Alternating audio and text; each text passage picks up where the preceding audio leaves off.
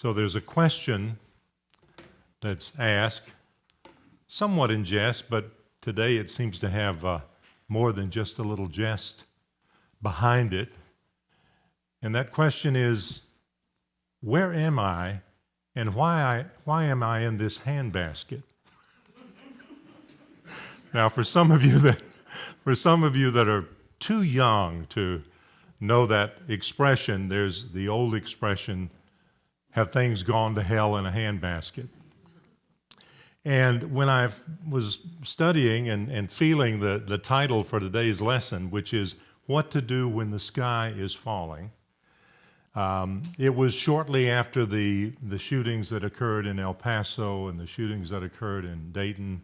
And broader than that, in addition to the intensity of those situations, other things that were going on in our world. And I touched on this lightly last week, and so in many ways this is a two-part series. But we're often asking ourselves the question these days, when will it all end? When will this craziness end? That's a question that's been asked for thousands of years on our planet. And it is one that is reasonable to ask and one that is reasonable to expect a reasonable answer to. There is all this appearance of dismay and turmoil nationally, and of course internationally. We see it in Iran, in North Korea, in China, in other parts of the world. And this teaching, this beautiful teaching that we call unity or New Thought, Ancient Wisdom, gives us answers and gives us tools to be that peacemaker that Marianne read about in the Daily Word today. We sing the song, Let There Be Peace on Earth. One of the variations of that is, Now There Is Peace on Earth. We've kind of doctored that song many different ways over the years to try and make it more powerful and present. But in fact, that song is indeed each of us. We are commissioned with being the peace on the earth. Amen? We are commissioned with being the light that Jesus called us to. And every time we allow ourselves to be distracted, be pulled away, be, as our friend Carol O'Connell used to like to say, sucked into seriousness, we lose track. We lose our peace. And it is a broad idea that we're addressing today, but we're here with the shoulders to bear that idea and with the consciousness to make the difference that each of us is destined to make. Jesus came to our planet a little over 2,000 years ago, and the question I'm sure was being asked those days, what is going on? Why are things in such disarray? In an attempt to walk more deeply with this beautiful teacher and wayshower, I found myself picking up the work of Dr. Ernest Holmes, Words That Heal Today. Ernest Holmes, of course, the founder of Science of Mind and a contemporary of Charles and Myrtle Fillmore, had very acutely powerful things to say about our wayshower. He opens this particular book with this chapter called The Voice of God to Humanity, and he quotes the piece from the scripture, and Jesus said, "Ask, and you shall receive." Reading from Dr. Holmes, it was this tremendous claim on God that amazed both his friends and his enemies. He performed miracles as though they were the most ordinary experiences in human life. He made demands on an invisible power that no other man before had dared to make, and this power honored his demand. In unity, in New Thought, Ancient Wisdom, we refer to Jesus not as the great exception, but the great example. And so Dr. Holmes goes on to say, this mastermind was either the great exception or the great example. The claim he made on the universe was either made by one whom God had peculiarly endowed with spiritual power, or it is a claim that anyone can make with complete assurance provided he or she first complies with the conditions laid down by the greatest spiritual genius of the ages.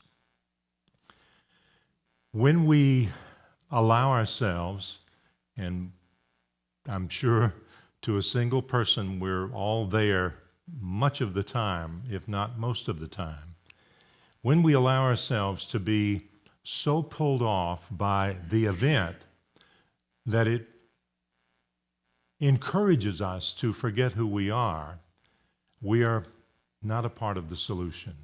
We're actually contributing to the challenge. There's a beautiful principle that says what you focus on expands. And it is said in many different ways in philosophical teachings. But Goethe, the famous German philosopher, said, "Things which matter most must never be at the mercy of things which matter least." What matters most in our daily walk, in our willingness to expand and grow our consciousness, is that we remember who we are. And we remember that this power that Jesus commanded is a power that belongs to all of us. Now, the trouble is, it's simple, but it's not easy. It's simple, but it's not easy to remember that truth whenever we get sucked into that consciousness or into that seriousness, whenever we get pulled off of our center. And there is where we need to heed the words of the master teacher when he said, "You cannot serve two masters." An old teacher of mine, Arnold Patton, used to like to say, "You can't ride two horses with one behind."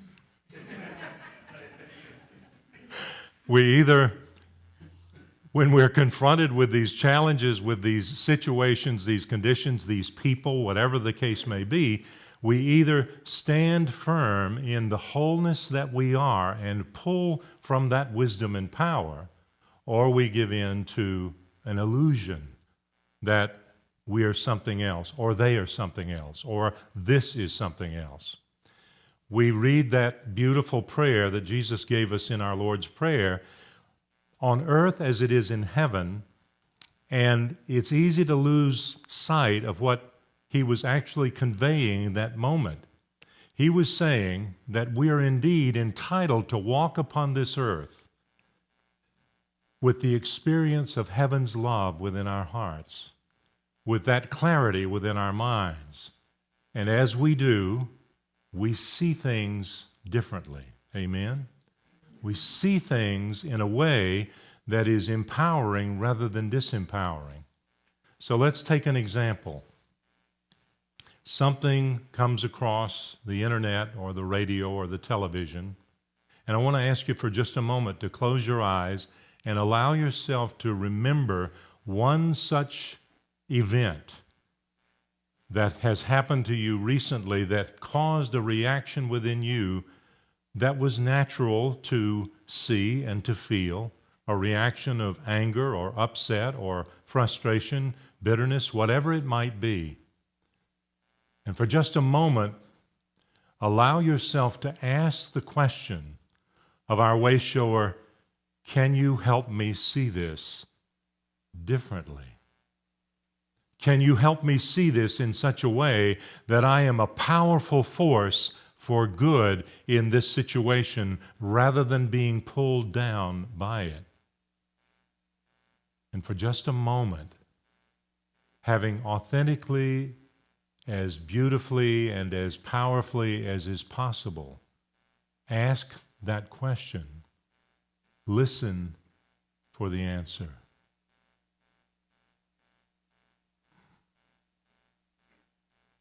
Feel that compassion, that presence, and that love for you. No judgment over your being trapped by the appearance, pulled in, thrown off, but in your willingness to come back to center, in your willingness to feel the presence and the power of love,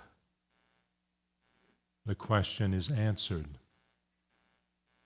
Invariably, when we're clear, that answer is yes. I can help you. I have walked in the world of tribulation, and I have overcome that. When you're ready, just open your eyes. The scripture is essentially, don't be held down by that tribulation. Don't be thrown off by it. For I have overcome the world. Be of good cheer, because I have modeled for you what it looks like to stand in the presence of that kind of difficulty and know the truth, to be in that place of love. Our friend went on to say,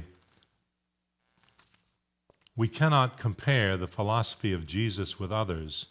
We cannot say he was this or that or something else. We can only say here was a man who found himself inseparable from God, eternal with God, forever in God. Conscious of his divinity, yet humble as he contemplated the infinite life around him, he spoke from the height of spiritual perception, proclaiming the deathless reality of the personal life, the continuity of the individual soul, the unity of the universal spirit. We find in him a heart of kindness, a mind of comprehension, an intellect of sincerity, a feeling of compassion. He was a lover of humanity. He knew it in its wisdom and folly, in its righteousness and mistakes. He had the spiritual vision to know that when God made the pile complete, everything that does not belong to the kingdom of goodwill will be purged from it. He knew that the divine spark in all men must somewhere, sometime be fanned into a celestial blaze. He knew that good must eventually overcome evil, that the kingdom of heaven, which is at the center of our being, will become established at its circumference.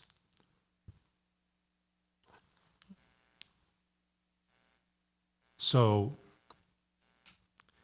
in this teaching we call unity, we have this beautiful teacher that we call our Wayshower, who is always there to listen to us, to lead us, and to love us.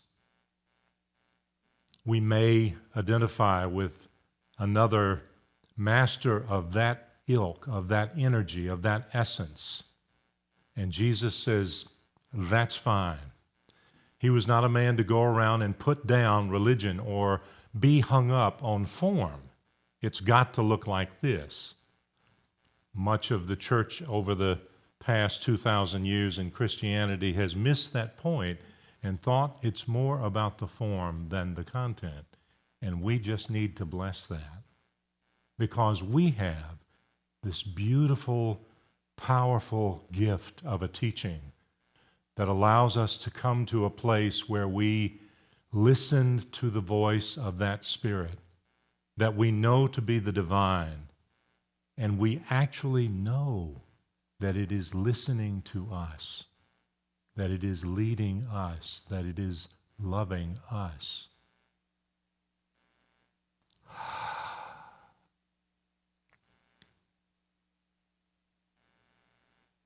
We sing a song in this beautiful church called I'm Choosing Heaven Today. Know that song? I'm choosing heaven today. I'm choosing heaven today. I am walking the road of heaven right now, singing I'm choosing heaven today. So let's close our eyes for a moment and think about those words. I am choosing heaven today. I am choosing the heaven that is right within me, all around me, that is porous to me as I am porous to it. I'm choosing this heaven. When I hear something that pulls me away, I make the choice for heaven. when I feel myself losing my way, thinking that I am something other than what God has crafted me to be, I stop in that place and say, I am choosing heaven in this moment. We hear the words of Goethe, things which matter most. Things which matter most, that I remember who I am, that I remember who my sister or brother is, even when all the appearance leads me in a different direction. I'm choosing heaven today. I am walking the road of heaven, the walk of love, the walk of peace, the walk of joy, right now. And I'm allowing it to bless me, to bless my life, to bless those around me. I am standing in the place with the master teacher who wrought those miracles not because he was special, but because he remembered who he was and remembered who you and I are. That we stand in the place where we are on our journey, not in judgment of anything that is transpired heretofore, not of anything that might transpire in the days or weeks or months ahead when we forget who we are. But we are here in this precious, powerful moment, exercising our faith in these teachings that have meant so much to most of us for much of our lives. The teachings of forgiveness, the teachings of unconditional love, the teachings of releasing our judgments and embracing the wholeness. So we give ourselves permission to renew our faith in all that is good within ourselves, all that is good within this spiritual community, all that is good in this world. And give ourselves the gift of living that divine life that God has fashioned for us. Choosing heaven today. Feeling in our growing willingness to converse with God, whatever our understanding of that power may be, Mother, Father, divine Creator, beloved, realizing that every issue from our heart is responded to by the magnificence and the beneficence of a beloved Creator for His beloved creation. I'm choosing heaven today. With our eyes closed, let's just gently sing that once again. I'm choosing heaven today. I'm choosing heaven today. I am walking the road of heaven right now, singing, I'm choosing heaven today. And so it is. And so we let it be. Amen. God bless. Thank you. Thank you.